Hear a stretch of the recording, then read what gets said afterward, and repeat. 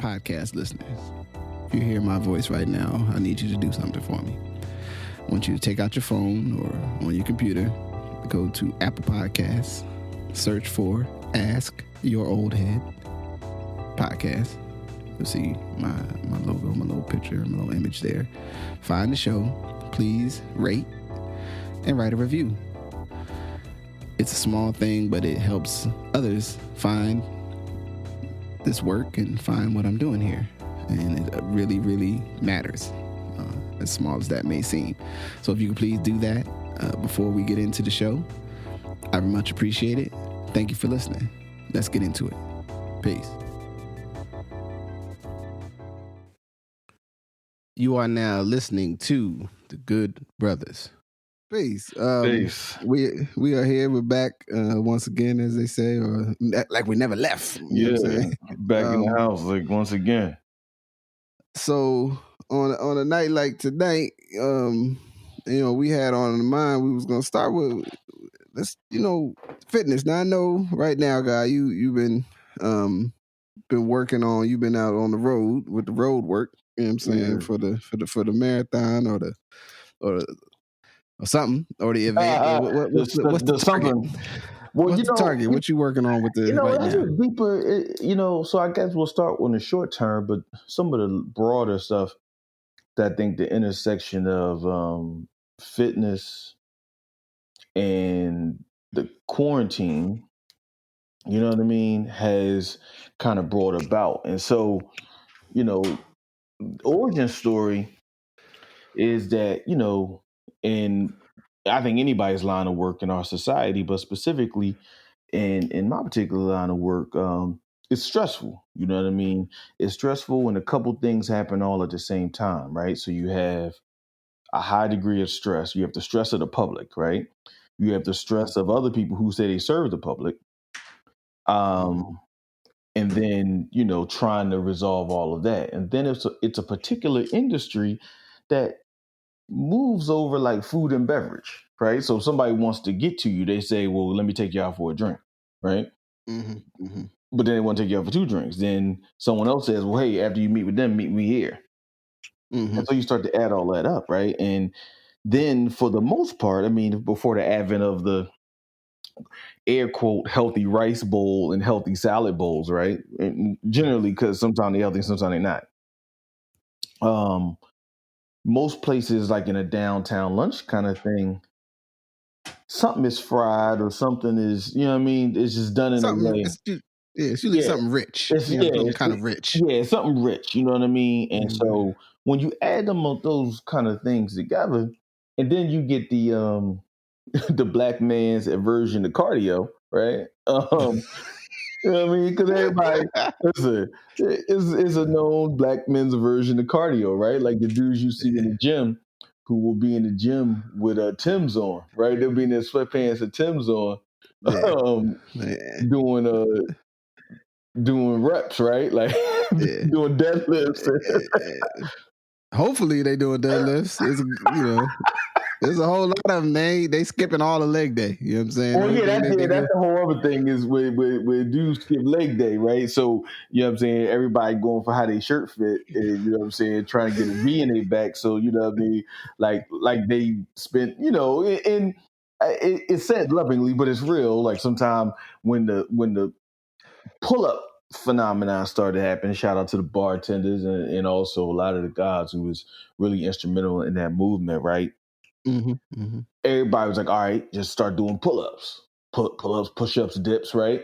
And so to your point, like nowhere near was there squats, right? There wasn't leg day.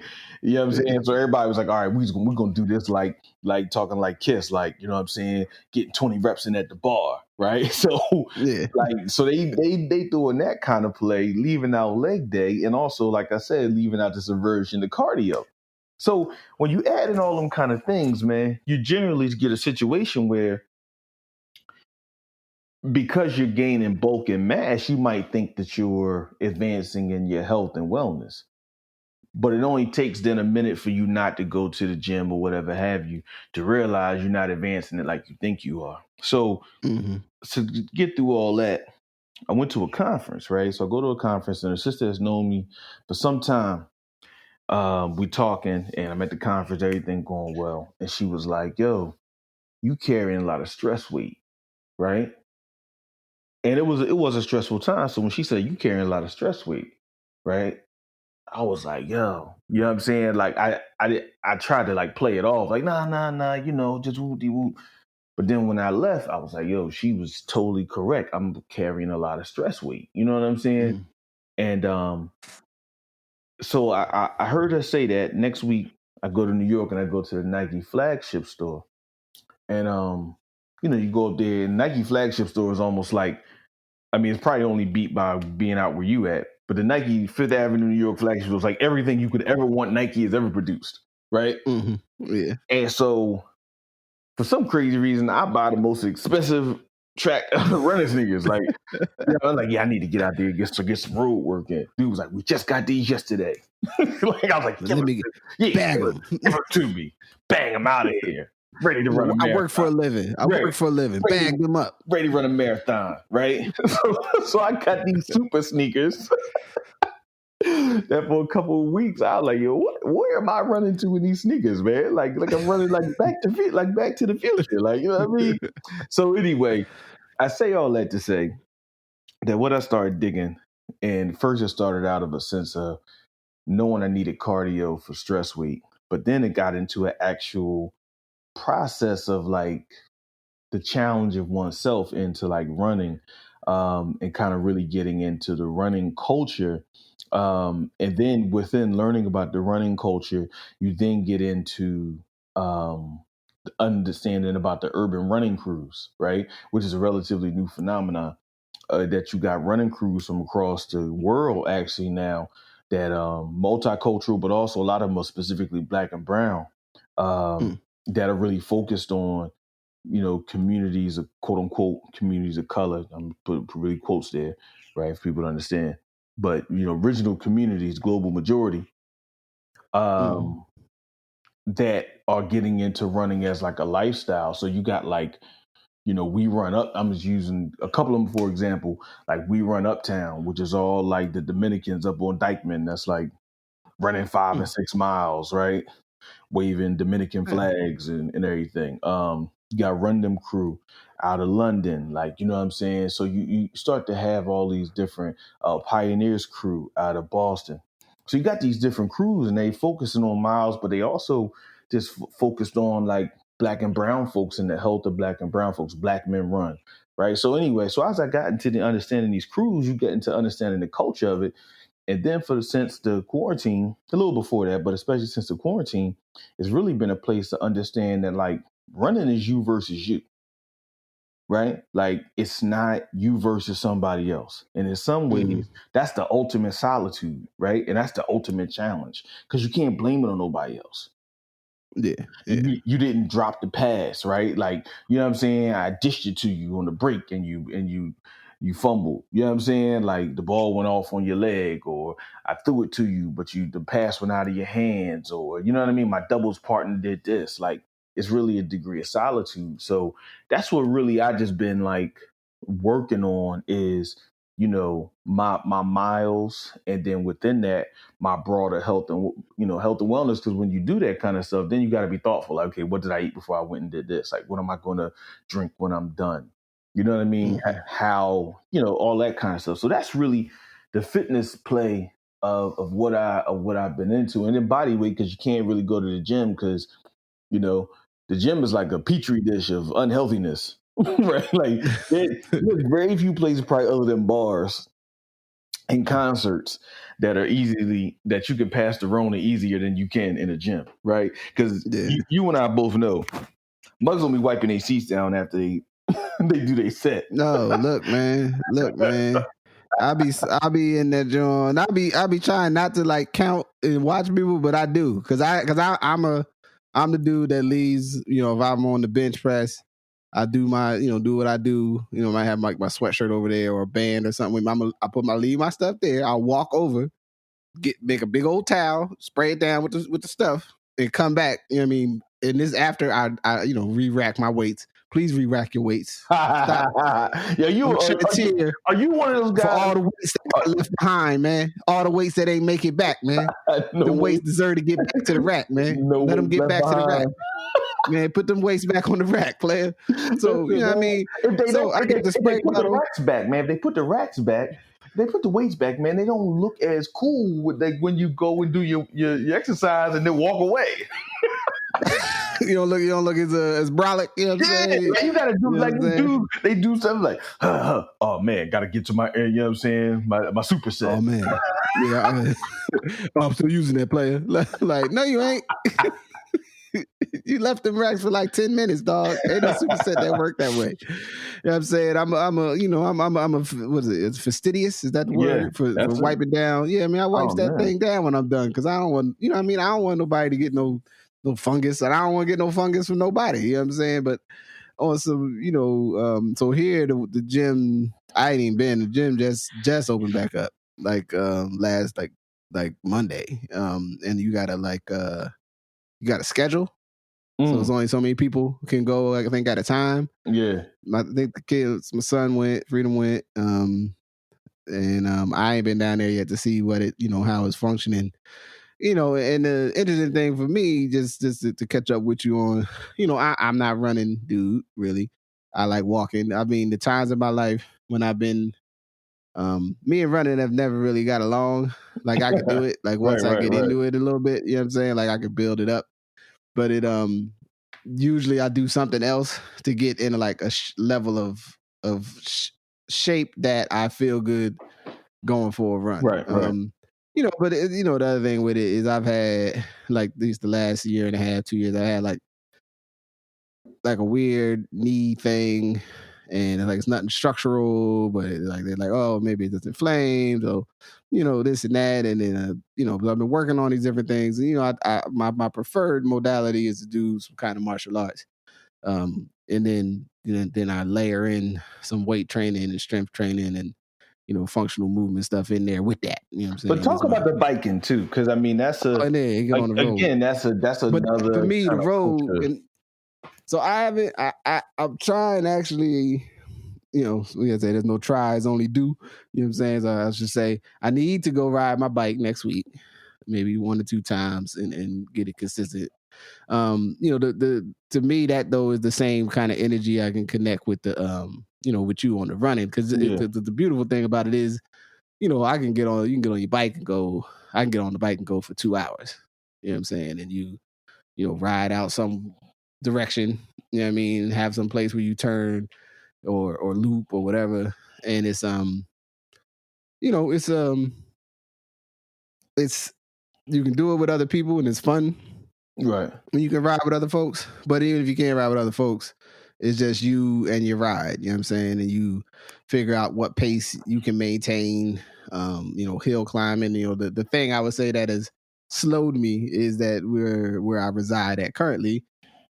Everything is up a big, not just a hill, but a big hill. So I'm not 100% sure of my competency to get back up the hill to my own. That's home. What happens in the Shire. You know what I'm saying? Because I ain't been on the road, but and there's also a couple busy roads, because that's the thing. At least, I mean, depending on where you live and how you're situated, even in a city like Portland that has bike lanes, and there's bike lanes all around here too.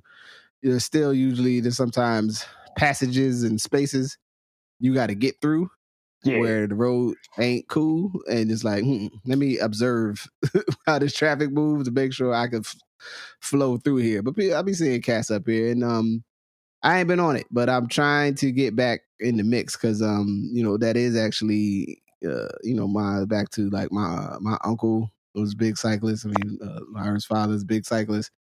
He don't do it as much right now. There's a lot of black people that was black men was into, cycling. riding around long with hats up, you know what I'm saying? Biker shorts. Biker shorts was fresh for that Yeah. time in the late 80s and 90s because dudes was actually riding bikes. It wasn't just That's because right. they wanted to wear tight pants. You know what I'm saying? Like Well, there you go. There you go. There you go. it was being athletic. There you go. That's why you wear the tight no. pants. You know what I'm saying? No. You wear the twins because and I'm gonna tell you, Oh no. you feel like you do a better job. I mean, well, one, they got the cushion in them. You know what I'm saying? They got some protection in there. You know what I'm saying? Keep everything, you know what I'm saying, copacetic and situated. Yes, sir. You know what I'm saying? But like, if you the beautiful thing about it, and I think it's the ill difference with like endurance type exercise, is like the endorphin release, the energy that you feel, once you start to break through a barrier of distance or time or rate of speed, because that's because you can do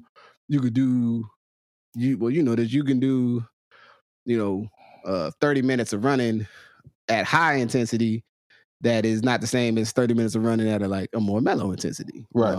Right. And with cycle training, some of the things that like they, the modalities we'll talk about is one, like spin every day, right? So even if it's not super like hard hill climb or doing sprint intervals, spin around on your street, in a loop or something, leisurely every day, at least for 30 minutes, so that you keep the kind of the build up, and you usually can, as long as you take some, somewhere in there, take a day off. So I've been trying to get back on the road, because that to me is something I like, where I can go in just feel the wind in your hair, so to speak. You know what I mean? I think that's a really, so I think you make a couple good points. One about consistency, and that's one of the things that this process has been a really interesting challenge, right? And it's a broader life lesson, right? It's a broader life lesson of how do you show up and be consistent, right? And what does consistency look like? And what does consistency look like of something that is a long-term project, right? Because it's easy sometimes to show up for things that you receive an immediate benefit for. But it's like showing up for fatherhood or showing up for brotherhood, right? Showing up for self-education, right? Those things are long-term projects that you only become stronger by doing it. You don't get the immediate gratification in a society that teaches immediate gratification. This endurance conversation that we're talking about becomes really important.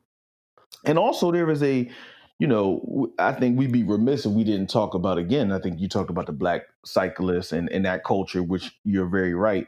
Growing up, there was always, like, my pop and them always knew the brothers that was on the bikes, right? Like, so while my pop was doing tennis, right? Like, you know what I mean? There was always a brother that was on the bikes, as far as just Black men who were having different experiences, Black women who were having different experiences, who had been different places, right? Because also there's a global context to biking and running and stuff like that.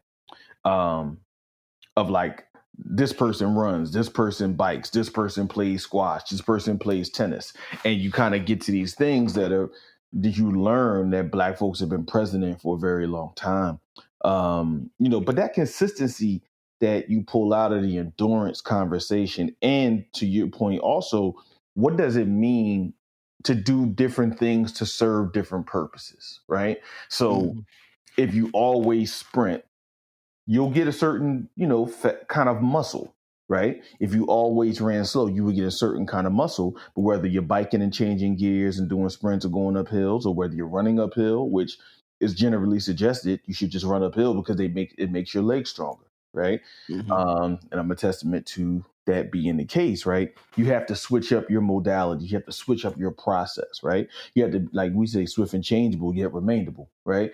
And so these are I think the lessons that you kind of can learn from these things as you challenge yourself. And I think in a space, especially in the quarantine, because one of the things, I think we talked about it at the beginning of COVID, is like, this has played a really interesting had exactly an emotional toll on a lot of people that we still don't talk about yet.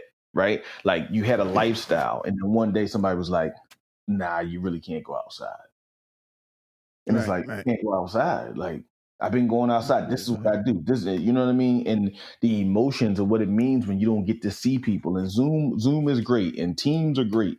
Shout out Zoom and Microsoft Teams. You need to invest in this. But like, you know what I'm saying? Like, like those are great, but sometimes they don't equal personal interaction. Yeah, it ain't the same. You know what I mean? It's a great go between, great facsimile, a great stopper even in between, knowing you gonna be together with this person, and again, but like especially and I think it's easier to jive with it, so to speak, if somebody they're like you are not where I am at physically, and we record this every week. Right. However, if you was in town, it would be sort of like, man, we need to do this.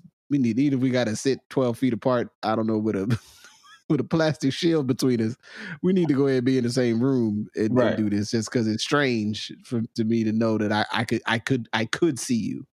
Right. It would be 30 minutes in the car or whatever. Right. Or, a 20-minute walk or whatever it is to be in the same space as you. So I think that, that change, and even from a training and a fitness perspective, because, a lot of, like I'm in a capoeira school, and, we've been doing like classes online, and in most weeks it's cool. Usually I try to get 2 in, and then we're still trying to do music. It's hard to do the music over the Zoom because the time gets out of whack. And, you know what I mean? It's not the same as being in the classroom in the Hoda and everybody's clapping and you're drumming hard and stuff, and you know what I'm saying, and you're sweating all over the place. It's like, it's not the same.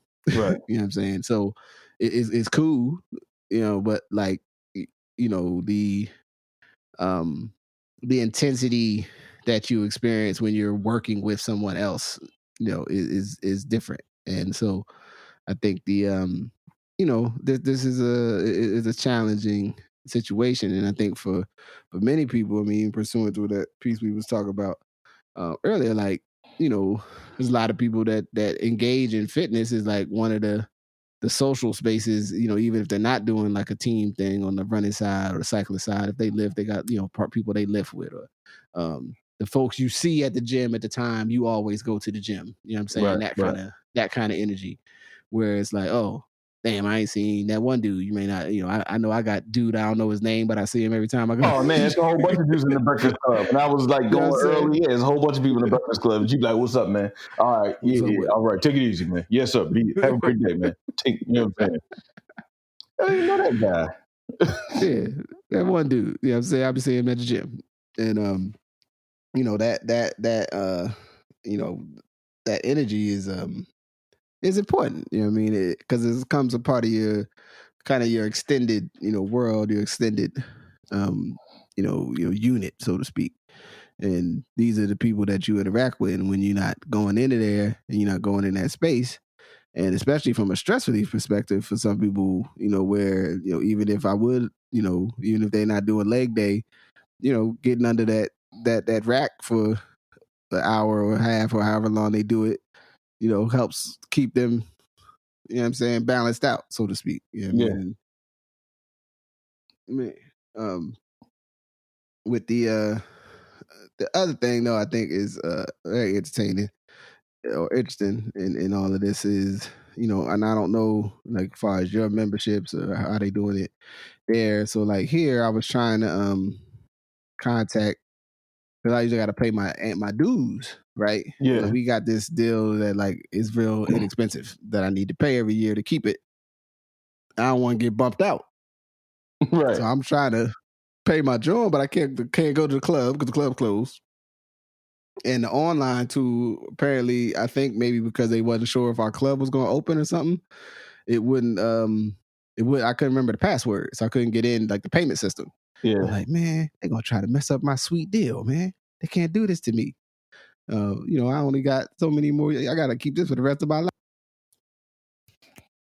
And I mean, I keep it basically is I like around $50 a year keeps us both in the gym, because we paid for this deal a long time ago. Back in and I don't think they expected you to keep it going, Right. but I keep it going.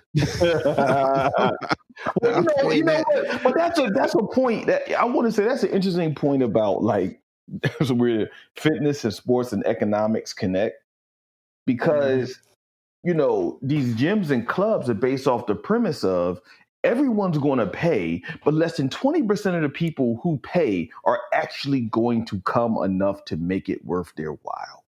Yeah. And so, once I learned about the economic models of gyms, right, where like people get in $50 and then $45 a month, right? And then people are like, word, okay, $45 a month. And then they come for the first month and they come 8 times, right? So it's almost like $6 a time, right? Mm-hmm. And then the second time they come, oh man, life's getting busy. And the money's just coming out, so you don't see it. Yeah. Right? So you don't see the money. So you don't think about the fact that they just took $45 for you to come once, right? Or it's like cable. Like, you know what I'm saying? Like, to me, gyms are like cable. Like, you pay for the possibility. You don't pay for that. You don't pay for the opportunity. Yeah, you pay for the opportunity to enjoy it. Like meals and weight machines and barbells and shit. Yeah, you don't pay for like you actually did anything, right? Just like for cable, you pay because you could watch the Italian news, or you could watch this gospel show, not because you've actually watched the gospel show, right? So that premise is really based upon, and them making money is based upon the vast majority of people not coming, because if they came, it would be like hospitals. You know what I'm saying? Like hospitals, American hospitals run at 70% of capacity, right? Gyms run at 20% of capacity, because everyone knows if everyone packed either of those places, like with COVID, you would get a problem. So, your kid, that level of you keeping that focus and that clarity about like, hey man, let me keep this going is a serious thing. Yeah, man, because it's a fantastic deal as long as I keep paying it. Like, it's the best deal going, and I can but the other part of it is like, for me, there's certain things training wise that it's nice if you have the privilege and opportunity to go do it in a gym. It's better than doing it in the grass if you got grass, or move your couch out the way and try to do 100 bananettas and meia luas de compassos in my living room. Like, I might break a vase or something. You know what I'm saying? Like, it's nice to be able to go and train in a space that's for training and not worrying about where the sweat's going, and not worrying, you know what I mean? Like, we can wipe it up. You know what I mean? It's not like on my carpet. Right. Not, you know what I'm saying? Like, it also is a, that you can, for me at least, you can cross train with other stuff. You know what I mean? So, when I can access the gym, right? Because what I, like to do is figure out, and I'm trying to pin down, I was telling the guy the other day, so for me, I really need to hone in on my training in my capoeira, and work towards, I may not get there by the time our next time the test would be in September. Okay. And if I I have not had in recent years like my big bales of hay, climbing up the mountain, with the Adrian, like moment in training, which it's good to go to those peaks where you like push yourself to a specific goal and get in like really good shape. Yeah, you know what I'm saying? Like, I've gotten in like solid shape. Brother, looking strong over there, Just. You know what I'm saying? Oh man, I guess a couple years ago when I was really lifting heavy, like I had got my squat up to 345, 350, something like that. I got my deadlift over 400 for like a window. Oh, there you go. 20 something. But it's like, all right, well, I did it. But like, for some people in those worlds, that's like, yeah, now you're really lifting. Like, I mean, I'm a big dude, but I ain't that big, man. Like, as far as I'm concerned, if I can live anything with a 4 and two digits after it, I'm good. You know what I'm saying? I'm good money out here, man. Like, don't reach for my nachos, man. You might come back with a stub. You know what I'm saying? Like, it's but that so it's like on my radar right now for myself. You know what I'm saying? Because I don't we've talked about this in the past. Like, literally training wise, I don't train for aesthetics. Like, I'm not training to be like, you know what I'm saying? Look at the washboard situation going on here. You know what I'm saying? Like, let me rub. You see how these deltoids is popping? Like, that's not my bag, right? And Right, I don't want to train shame nobody. You know what I'm saying? That's your bag. Do you? But that's not me. My shit is performance. Like, if I gotta run, right. can I run 2 miles if I gotta run 2 miles, even if I don't like running, right? Like, something happens, I gotta run 2 miles. You know what I'm saying? Like, the car broke down and the wolves is on us. Like, I gotta sprint to the station to get the thing. You know what I'm saying? Get the MacGuffin. Like, I gotta save the cat. You know what I'm saying? Like, I need to be able to to complete the mission. Like, I gotta hop this 6-foot fence. Like, oh man, I can't hop a 6-foot fence. Like, so that's what my mind goes to. And so I think about, like, can I, if I have to climb over something, can I get myself up over that thing? If I have to, walk an exorbitant, distance, do I feel, walking's never really been a problem, but it's still a daunting task. Once you get about 5-6 miles, walking becomes like, oh man, where am I headed? Like, but I think your point about performance, and then again the mind-body relationship, right? Mm-hmm. Because for me, there was always, so growing up, I ran track, but I ran, I sprinted. I was a sprinter, so I ran the 1, the 2, and the 4, and the 4x4 and the 4x1, right? So it was always like the 800 and the mile and all that was like for them other guys, right? Like, you know what I mean? I just ran enough to say I was running, but really I was trying to go do this. So this time, and just engaging, like, what does it mean to be like, you're going to run for an hour, right? Like, that idea, like, you're going to run for an hour. For most of us, it's like, what do you mean I'm going to run for an hour? But again, in that hour, there's a lot of stuff you recognize. Like, one of the things I can recognize is some routes I'm just going to run faster. I've tried to slow it down. I can't. Right. And that has to do with the run, your comfortability, the hills, the up and down. Right. But you have to start being aware of, like, okay, I'm running faster today. I'm running slower today. Right. Also, even music. Because at first I was treating running like almost like the gym, right? Mm-hmm. So putting on, Benny the Butcher, or you're putting on, the locks, right? Because you want to, like, lift weight and throw it. You're putting on dips, right? Like, you know what I'm saying? Jewels. Like run the jewels, like, you know what I'm saying? And then this is how you know you're getting old, right? I put on like some like jazz and put on like some 1978 kind of like that we talked about before, that weird place where like R&B and jazz were still kind of connected. Yeah. Like Friends and Strangers by Hubert Laws. Right? Like, you know what I mean? And start recognizing, like, yo, you can actually run longer and more paced to this jazz, this, like, soul jazz, or R&B jazz, Herbie Hancock. Right. Like you running a lot cooler to that than when you was trying to run the Dipset, right? So again, different modes for different times. So there's a level, again, of dealing with self-knowledge, right? And self-understanding. To deal with the knowledge of self, deal with the understanding of self through the practice or application of applying self to one's environment, right? Indeed.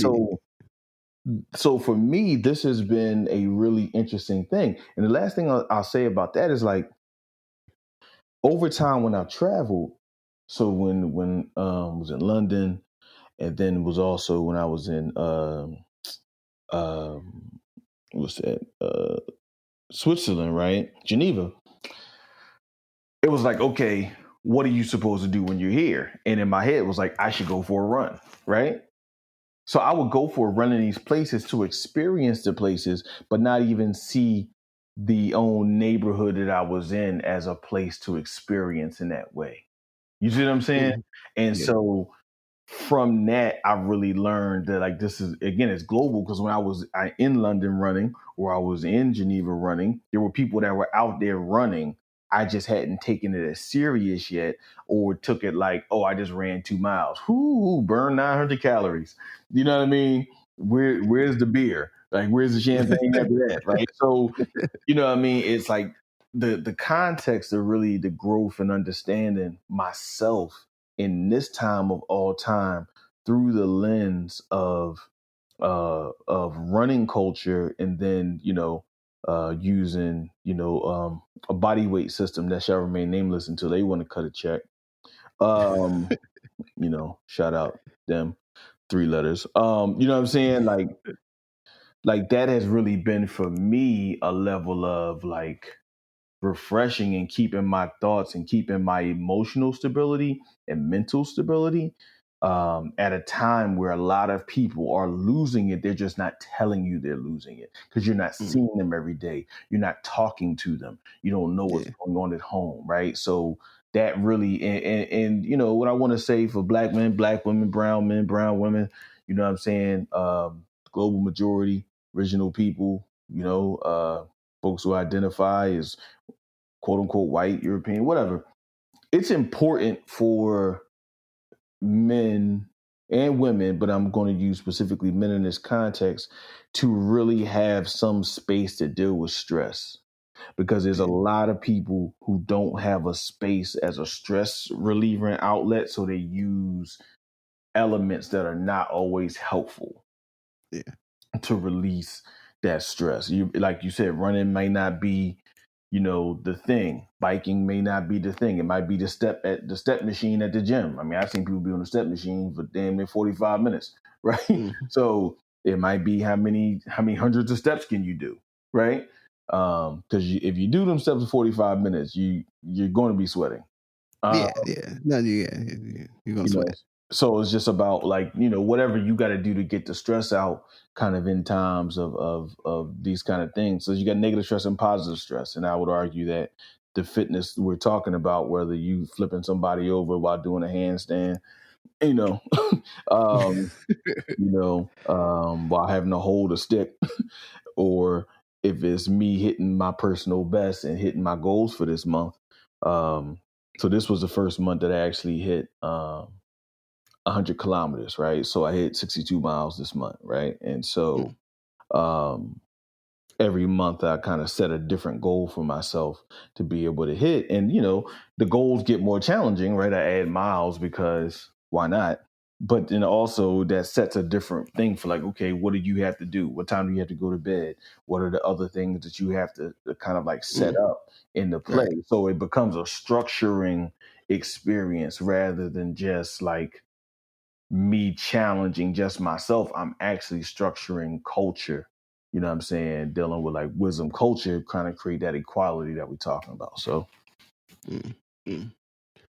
Yeah, I think you touched on something there that I think is important, is the because that is the the operable concept in being successful in any kind of fitness endeavor is often what things actually get in the way of you following through on whatever the training or the exercise you're going to do. Because we tend to get into like a negative kind of punitive culture around it, like, oh, you just lazy, man, you're not dedicated, you know what I mean? And it's like, I mean, maybe I don't know if pointing that out actually helps you change the behavior, because it hasn't seemed to help yet. Right. And if it's like actually, like I'll usually start, and then where I fall off is when I get a big project or I get something like a deadline I gotta hit, and so I end up working late one night or stay up all night, or what I mean, and then my rhythm is off, and then I do this other thing because I got up late, and then you stop. You know what I mean? Because the world around you and your other commitments changed or made it harder to stay in that space, right? And that's what people tell you, like, oh, if you do it for 2 weeks, it becomes easy to do, stick to. And that is true.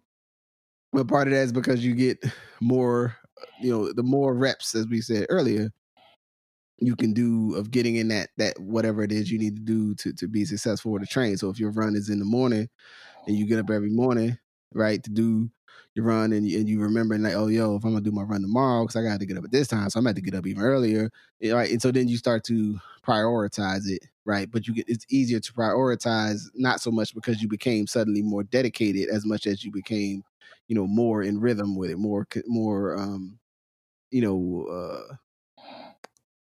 like you found a place where the motivation and the realization of how to activate it, got on the same, wavelength. And it's a I mean it gets into a weird place with our society right now, with a lot of people are like, with the fat shaming piece and the like picking on, kind of people, kind of related to the aesthetic piece, but more of just like that somehow your value is tied up in your fitness, and there's a place for maybe a conversation around like what you do physically and what does that mean, right? In terms of as an operable or a reflective part of your value system.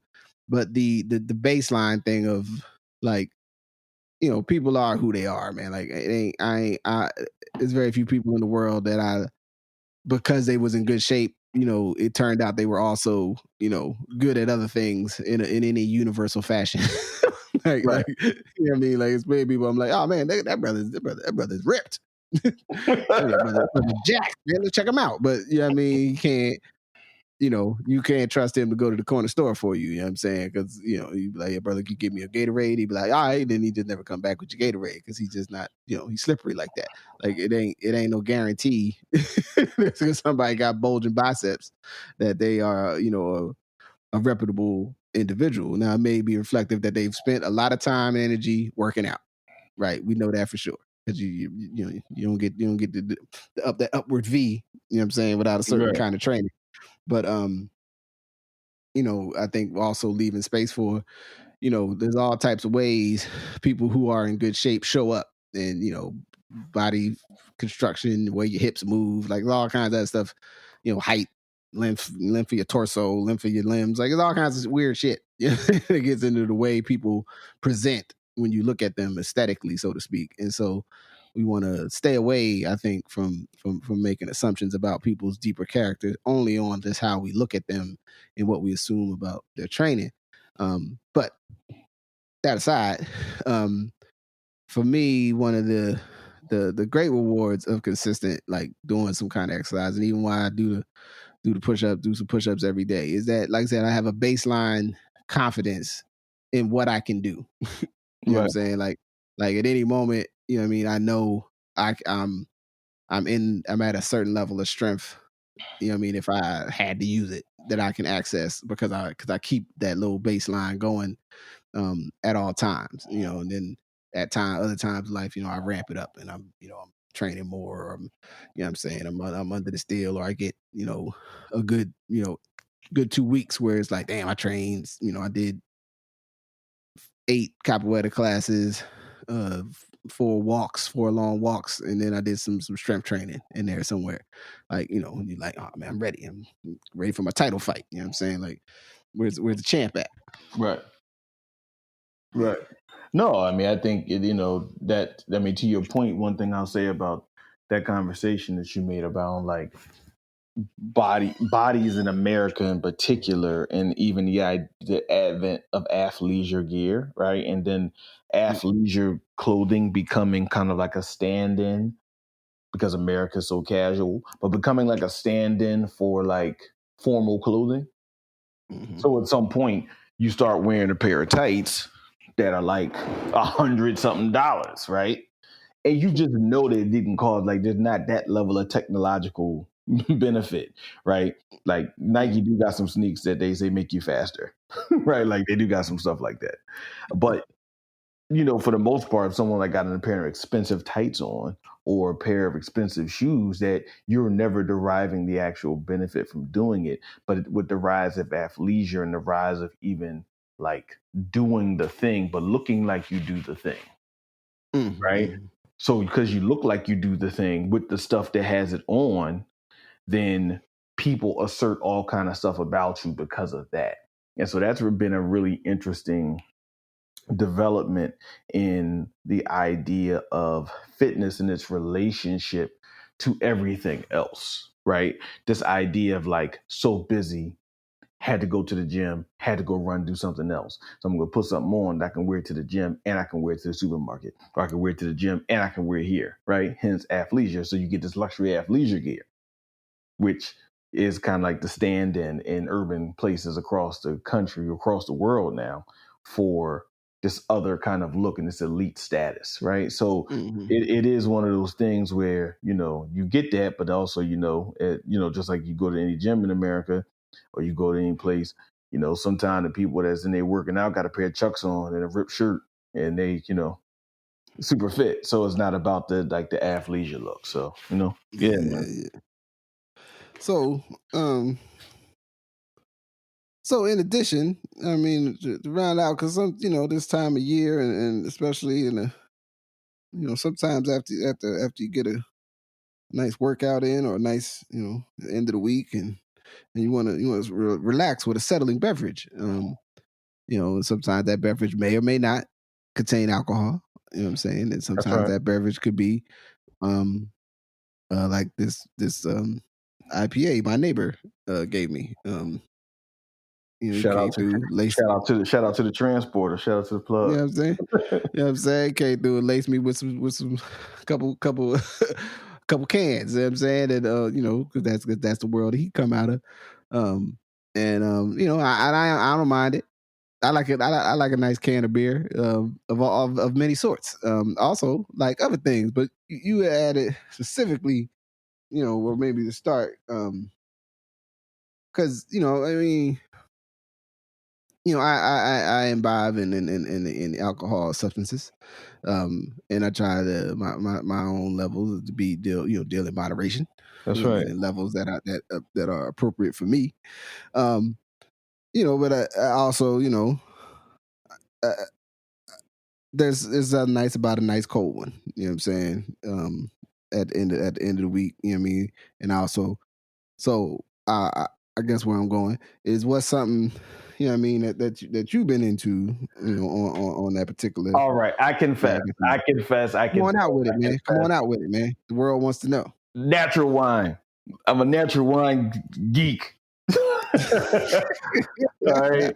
Yes, I admit it. It's funny too because, in different spaces, especially like a couple years ago, according to the whole menswear culture, and it was almost like you were starting to wear suits and do those kind of things, and like what accompanied that was like bourbon, right? Like whiskey or scotch accompanied this idea of like dressing well, right? And so you have places where you have these like really strong cocktails, or you learn about 12 and 18 and 24-year-old scotches and bourbons and different casks and bourbon and sherry casks and all this kind of stuff, right? One place I'll say is an amazing place if you do have any interest towards bourbon is Louisville, Kentucky. You can't outdrink the folks in Kentucky, I'll tell you that much. But recently, natural wines has been a new interest of mine, and it's one of those things that, again, it's like some of those. If you say to people, they'll be like, "What are you talking about? What's natural wine?" So, just in general, natural wines are wines that either have very few sulfites or no sulfites, and sulfites are the ones that are the preservative that keeps the wine over time. Whereas the natural wines either have, may have some or none, which means it almost goes like from wine to vinegar. Like, so if anyone's ever left wine open too long and then go for the next day, you got vinegar there. Yeah. These take shorter time to get to vinegar. But they're really interesting because they all are different. And a lot of times they're variations of grapes that you don't see anymore. And it's kind of like this interesting subculture of it. And the way we got into it was actually the restaurant here, that restaurateurs here that we're really close with, folks at Bar Marco, who also were really big supporters when we were doing the juice bar, right? And so when, they at some juncture, were into and still are into the cocktail culture, but at some point they really went into like the wine culture. right? And then they got into these natural wines. So last year around this time, Knowledge Divine, before he went out there, we were headed to the show and prove, and he comes back and he was like, yo, I got this bottle of wine. And on the bottle of wine, it's like a natural wine. I'll talk about it in a second. But on the bottle of wine also had a picture of us preparing to sell juice outside of the restaurant. So crazy enough, there was someone who was like one Saturday morning was sketching the actual restaurant and sketched us prepping to get to sell juice out front of the restaurant in the morning, and you can see us on the actual label. Yeah, it's called Marco. Yeah, it's called Marco Romato, right? And so it's one of my favorites. And so, but in and mathematics never lies. It's actually a Pinot Grigio grown in 18 from out in the Willamette Valley out there. Oh. You know what I mean? So it's like a private vineyard who produced this particular what they call orange wine. And just for this context, of orange wine because it's a Pinot Grigio, but it's with the actual grape skin still in. So instead of it being just like white, as we classically call it, it actually is like orange. You know what I'm saying? And then from this, and then I will say I give Nate respect. Action Bronson on Fuck That's Delicious, right? For anyone that's interested in this stuff over the last year, he's gotten super into it, right? And so they go everywhere they go in the world, they actually meet the natural wine folks and like natural wine pairings and all this kind of stuff. And it's kind of like craft beer in the early 2010s. Like there's these people who do it really well. It's hard to find. You can't catch them. Once it's over, it's over. But it's really, really an interesting thing because some of it really tastes like juice. Some of it tastes like, it's going to sound crazy, but like musty almost. Some of it does, like funky. Some of it tastes like Kool-Aid, like electric Kool-Aid is how I describe one of them. Like, you know what I mean? And the other thing about them that is a benefit is that you don't wake up with as much of a hangover because a lot of the hangover that comes in is the sulfites. It's the sulfites. Yeah. You know what I mean? So you can drink it and you don't have like the same feeling the next day. You know what I mean? So I do admit it. Good brothers, y'all heard it first. I'm a natural wine geek. You know what I mean? I come to your city, I'm trying to find where the natural wine spots are. I do some research. I mean, I'm sure. I know it ain't got to be hard. I mean, it's out here. There's a lot of people. Yeah, again, it's from here. I mean, it's for this one we got is they ship it all the way from out y'all way. But I think it's an interesting thing too because very similar to what we were just building on. It's about there's a science to everything in life, right? And we know that everything. So when everything in life has a science to it, we know there's an order and a process to go through it in order to like gain mastery of it, gain understanding of it, and know how to appropriately put it in your life, right? And so with this one, this ain't the kind of stuff that you're just like you want to tell a whole bunch of people about. It's really like a science to learn how people deal with the earth, right? Because these are literally grapes that are done a certain way, made a certain way. Usually family vineyards, family kind of situations, you know what I mean? And you can see things that scale before they get like huge, right? Yeah. And, it's almost like getting in at the bottom. Yeah. A lot to do the knowledge to them and give me a located bottle. You know what I'm saying? And I think the ill thing about it is though, when you start, shout out to my man Bertoni, when you start, learning about the wine industry and, a part of something probably like natural wine being in short supply is the I don't know what the shelf life situation is and the flavors and the tastes and the consistencies. You know what I mean? Like where one thing sometimes something can be a add-on and a fun piece of like why you enjoy it, and then something else again also can be a challenge for it to be like broadly scaled. You know what I mean? Because it's like, you can only make so much this many ways. You know what I'm saying? And at this cost. So like, it's probably I'd like to look into it on that particular tip, but I think that gets into with the brewing, with all the different craft creating of substances and spirits, but also other beverages. that the constraints of how food is produced does impact, what's available, what you Right. can enjoy, when you can enjoy it, right? And said, and I won't be the first person to mention that is one of the challenges of our kind of industrial food system, but then also what has become our expectation of foods is that, like, yeah, everything is accessible all the time, right? And then the thing is that everything is not accessible all the time, and actually there's a lot of stuff that you never get to eat because it's hard for the places that you may depend on to access food to get. Right. So I think that's I look forward to engaging. Oh, we're gonna do this, Give me some and natural wine. You know what and I I'm saying? will Give me a share bottle. different bottles that I am having and talk about them. You know what I mean? As I am having. I got, Oregon, which is one of the homes of the craft brewing, and part of that though was also rooted in it was a way to create industry, Right. right? Like by letting people brew on their own and removing those restrictions that kind of made it hard to make. And then also here locally, like you if you own a brew pub, you can keep more of the money if you brew the beer than if you are like selling somebody else's brewed beer. I don't remember the exact details of it.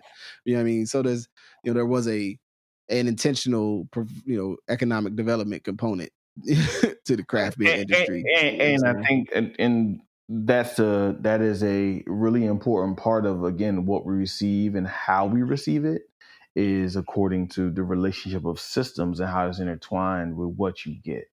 And so again, like when different places, subsidized or made it easier to do home brewing, which then made it easier to create a beer, which then as states lifted their rules to do craft, that gave you us a competitive advantage. So yeah, when certain states like Oregon, California, like there's just a competitive advantage that the West Coast has when you think about especially IPAs and things like that. You know what I mean? But also some other beers like some porters and some of the things like Russian River and all that kind of stuff that's coming out of California. Like again, there's just a process to it, and learning about it often isn't just about you imbibing, right? It's also really about you like learning the relationship to you and your environment, man. So yeah, man. So but man. So we close. Yes, sir. To an hour. So the thing I would want to, I guess, just take or add, like, or say, and I don't know if it's summation, but the for me, the balance is always the whole that you would have more of the fitness than you would of the maybe having a beverage Yes, sir. or some of the others. I'm in Oregon, where some of the other substances one can partake of if you choose to, from the smokings and the gummies and the juices and the syrups and the this and the that. There's a lot to that. But that these things are all in some sort of balance, right? You know what I mean? Dealing with how we work with today's reality, that that movement, that your wisdom equality gets to how you build and destroy. You know what I'm saying? It's how you move and the connection points, the point of equilibrium, so to speak, that you meet before you activate that particular piece of your world, that is in a tune that allows you to get to to the born, get to that coming into reality and being able to progress forward, and it doesn't become something that impedes your ability to keep moving forward, right? Because you can obviously substances can take you a lot further off track, further quicker than than various fitness modalities, but one can train and hurt themselves and then make it hard for them to keep training. So, be mindful. I mean, this body dysmorphia is a real thing. You know what I'm saying? Where people want parts of their body to look in a way that we would go, I don't know if I don't understand why you're not set. I don't know why you feel that way about that part of you. Like, those are real things. And, we want people to be healthy, man. You know what I mean? Even in the Rona, not just being healthy by not dealing with the Rona or getting over the Rona if you get the Rona, But also, like, hey man, you still got to be, you know, mentally, physically well with all the other elements and all the other realities that we face out here. I mean, you know, to me, to sum up just how you added on, you know, everything in moderation, even moderation, right? And so, you know, you go hard to bring these positive stresses, and you might have times where you celebrate in a certain way. But again, you got to find that balance. You got to activate that balance to know what propels you forward, right? And everybody's different. Some people, you know, they can acknowledge what works for them. You know what I mean? So some people, if I'm like, hey, let's go run for an hour and a half. No, you know what I'm saying? Like, I can dig it. Like, that's not interesting to them, right? So it's about what works for you, but the result of what's born, to your point again, it has to be what allows you to continue to add on, right? Like, that's what has to be born. Like, if it's not working for you, it's not working. You know what I mean? Like that's the bottom line. It's because sometimes people like to look at what another person does, but if what you're doing is not working for you, then what we doing is not working. So find something that works, find something that keeps you healthy. Because the other thing I will say is that we know that the system of institutional structural racism, creates a lot of the pre-existing conditions, which a lot of them obviously are environmental factors. But some of those things you can account for.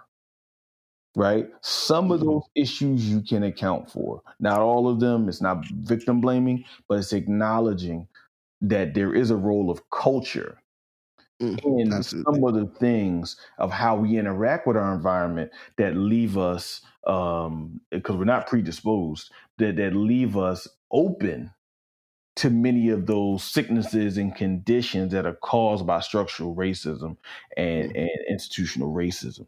So we do have agency in that conversation.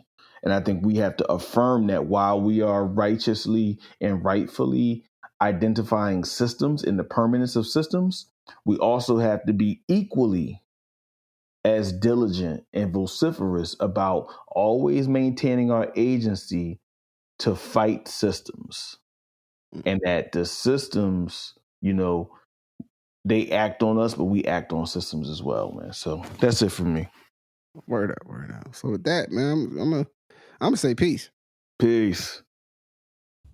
Thank you for listening to The Good Brothers. Thank you for listening to the Ask Your Oldhead Podcast. We do this every week. Although the time you hear this may not always match when we record this, understand every week me and my good brother find some time to add a cipher and put something together, just what's on our minds and on our hearts. So in all things, be safe. Please listen, subscribe, share, pass on to the next. And, as always, take the best part for yourself. Thank you for listening. Peace.